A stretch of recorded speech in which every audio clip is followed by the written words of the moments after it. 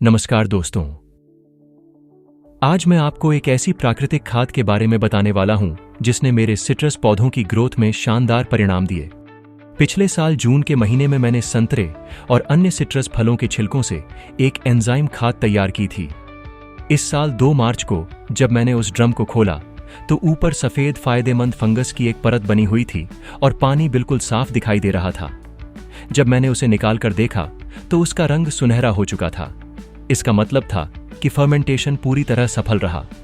यह खाद बहुत अच्छी थी, लेकिन मात्रा कम थी। इसलिए इस साल मैंने एक की जगह 3 ड्रम तैयार करने का फैसला किया। जून का महीना सिट्रस फलों का मौसम होता है और यही समय एंजाइम खाद बनाने के लिए सबसे अच्छा माना जाता है। सिट्रस फलों के छिलके काफी मोटे होते हैं, इसलिए उन्हें छोटे छोटे टुकड़ों में काटना जरूरी है ताकि वे आसानी से फर्मेंट हो सकें। इतने सारे फल काटने में काफी समय लगता है, इसलिए मैंने पूरे परिवार की मदद ली। इसके बाद मैंने पुराने एंजाइम घोल में से थोड़ा सा अलग निकाल कर रख लिया। अगर आपके पास पहले से एंजाइम घोल नहीं है तो आप इसकी जगह साफ पानी का भी उपयोग कर सकते हैं। मैंने एक ड्रम की एंजाइम खाद से 3 नए ड्रम तैयार करने की योजना बनाई, इसलिए लगभग 9 बाल्टी सिट्रस फल तैयार किए। अब इसमें ईएम कंपोस्ट बैक्टीरिया और गुड़ मिलाया गया। ईएम बैक्टीरिया फर्मेंटेशन की प्रक्रिया को तेज करते हैं, जबकि गुड़ इन लाभदायक सूक्ष्म जीवों के लिए भोजन का काम करता है। सारी सामग्री को अच्छी तरह मिलाया गया।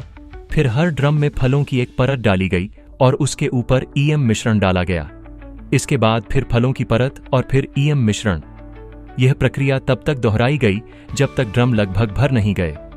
ध्यान रखें कि पानी हमेशा फलों को पूरी तरह ढक कर रखे। अगर पानी कम लगे तो पहले से रखा हुआ एंजाइम घोल या साफ पानी मिला दें। मेरे पास एक पुराना कीवी एंजाइम घोल भी था जिसे मैंने कई साल पहले बनाया था। लंबे समय तक बंद रहने के कारण उसकी गंध लगभग खत्म हो चुकी थी, लेकिन वह अभी भी उपयोगी था, इसलिए उसे भी नए मिश्रण में शामिल कर दिया। बाकी ड्रमों में भी यही प्रक्रिया दोहराई गई। हर परत के बाद ईएम मिश्रण डाला गया और ऊपर से थोड़ा गुड़ वाला घोल मिलाया गया। जब सारे फल भर गए तो बचा हुआ मिश्रण भी तीनों ड्रमों में बराबर बराबर डाल दिया गया। एक जरूरी बात, ड्रम का ढक्कन पूरी तरह कसकर बंद न करें। फर्मेंटेशन के दौरान गैस बनती है, इसलिए ढक्कन थोड़ा ढीला रखें ताकि अतिरिक्त गैस बाहर निकल सके। लगभग 6 महीने बाद यह एंजाइम खाद पूरी तरह तैयार हो जाएगी और आप इसे अपने पौधों में इस्तेमाल कर सकेंगे। यह प्राकृतिक खाद पौधों की वृद्धि को बेहतर बनाने और मिट्टी की गुणवत्ता सुधारने में काफी मदद करती है।